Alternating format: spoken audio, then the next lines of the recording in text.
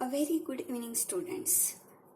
Today we are going to focus on some extra questions from NCERT Examplar. Now let us see the first question.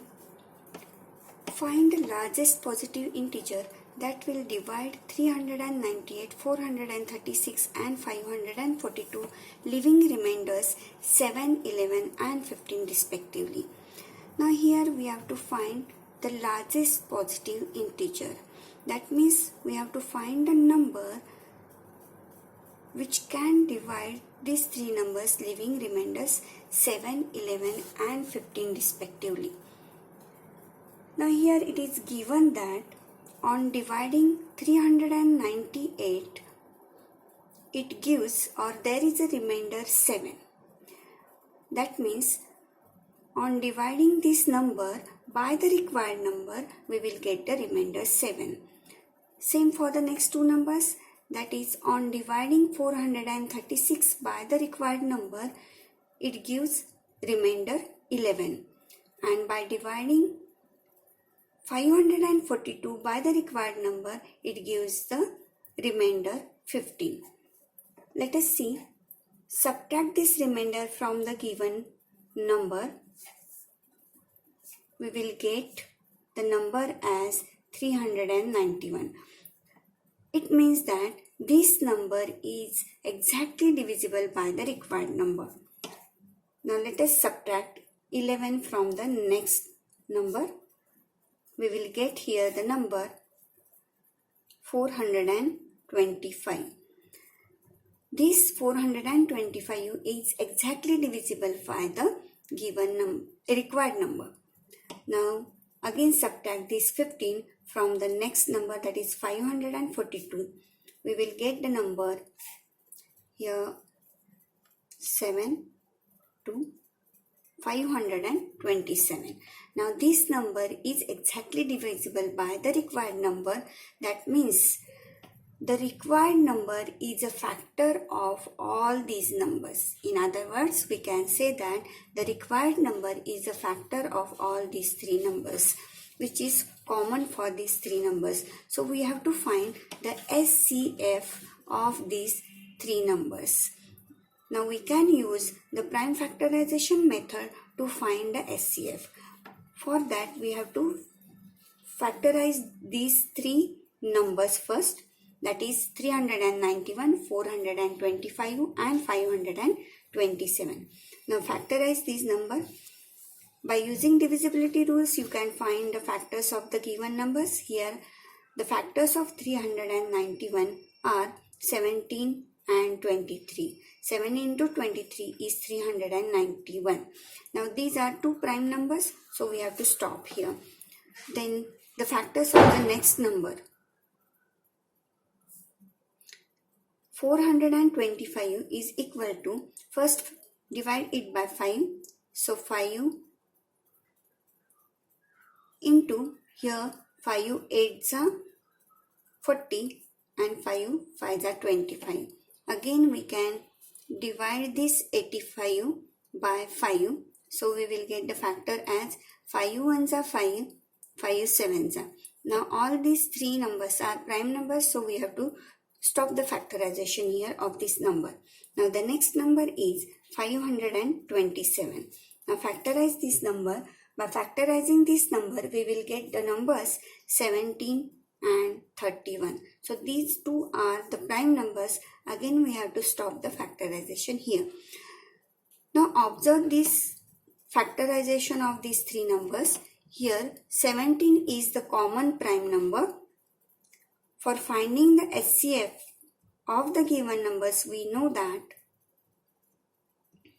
we have to take the product of the smallest power of the each common factor. Now here common prime factor is 17. So we have to take first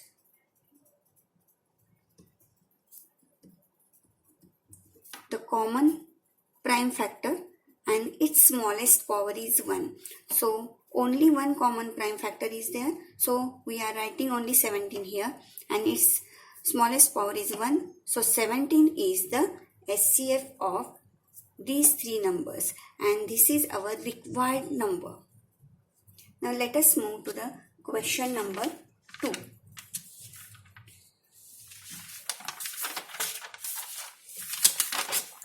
Now question number 2 is, explain why 3 into 5 into 7 plus 7 is a composite number. Now this type of sum we have seen yesterday also. Now let us revise the sum. Now here the given number is 3 into 5 into 7 plus 7. Now for this we must know the definitions of prime number and composite number, because we have to prove that this number is a composite number. Then what are the prime numbers? We know that 2, 3 are the prime numbers. Why these 2, 3 are prime numbers? Because the factors of 2 are 1 and 2. That means 1 and the number itself. No any other factor you will get here. Then factors of 3, 1 and 3. That is 3 is divisible by 1 and 3 is divisible by itself. That is 3. Now let us check the next number. Now what are the factors of 4? 4 is divisible by 1, 4 is divisible by 2 and 4 is divisible by 4 also, the number itself. Now here there are 3 factors which are more than 2. So this 4 is a composite number. 2 and 3 has only 2 factors, 1 and the number itself. So these are known as the prime factors. 4 has more than 2 factors. So 4 is a composite number. Again check for the 5. Again 5 is divisible by 1 and 5. That means 5 has only 2 factors. So 5 is a prime number. Now check for number 6. 6 is divisible by 1. It is divisible by 2, it is divisible by 3 and it is divisible by the number itself, that is 6 also. Now see here, there are 4 factors. That means the number having 3 or more than 3 factors is known as the composite number. Now here, if we will multiply this, we will get a number as 112. Now don't write this number here because we have to prove that the number given in this format is a composite number. If we will factorize this number, we will get the more factors of this 112. More than 2 factors we will get here. Now how to prove here? How to show here? Now see here, there are 2 terms in this number. The terms are separated by plus or minus sign. So this plus sign separated the number in 2 terms. This is the first term and this is the second term. Now from these 2 terms we can take 7 common, and what will remain in the bracket? 3 into 5 into this 7 we have taken out. So here 1 comes, plus again here also 1 comes. So 7 in bracket we will get 3 into 5 into 1 is 15 plus this 1. Therefore 7 into 16 we will get here. Now this number, now you can tell that 16 also have the more factors. That means the more than 2 factors. So here we will get many factors including this 7. So definitely this number has more than 2 factors and therefore this number is a composite number. Now let us move to the question number 3. Can 2 numbers have 18 as their SCF and 380 as their LCM? That means here given that the SCF of 2 numbers A and B, suppose, is 18 and LCM of 2 numbers, suppose A and B, is 380. They have asked here that is this possible? Now we know that SCF is the factor of LCM always. How? Because while finding the LCM, we are taking each and every prime factor. It includes the common prime factor also. So SCF is the LCM of SCF is a factor of LCM.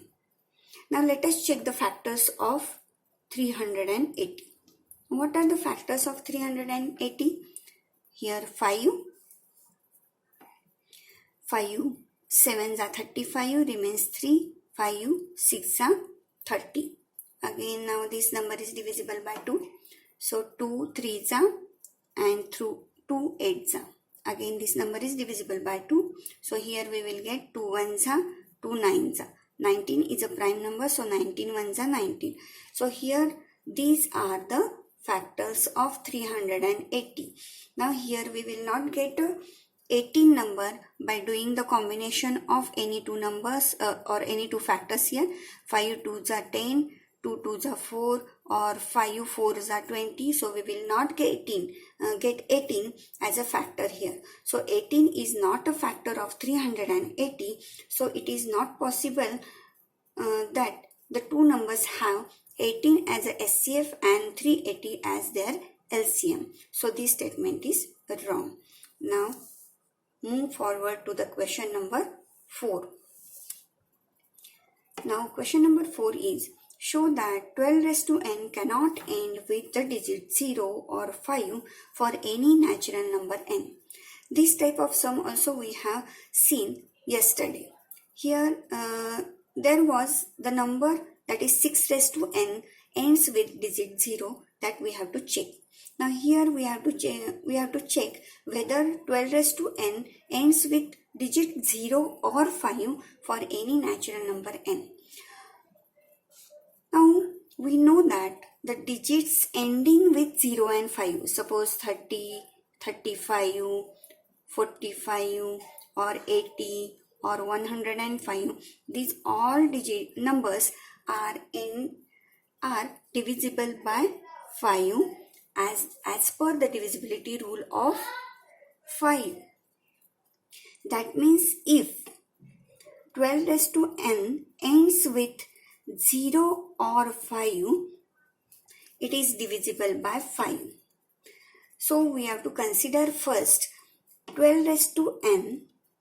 That means assume 12 raised to n ends with digit 0 or 5. So 5 is a factor of 12 raised to n. As this 12 raised to n ends with digit 0 or 5, it is divisible by 5. That means you can say that 5 is a factor of 12 raised to n. Now let us check the factors of number 12. 12 is equal to 2 into 2 into 3. These are the factors. And 12 raised to n is equal to 2 raised to 2 into 3 bracket raised to n. And according to the fundamental theorem of arithmetic, we can say that the factorization of any number is unique. That means we will not get other factors other than this 2 and 3 of number 12. So here there is no 5 in this factorization. And therefore this 12 raised to n cannot end with digit 0 or 5. That means we can say that, or hence this result, our assumption is wrong here, that 12 raised to n ends with digit 0 or 5 because of this contradiction.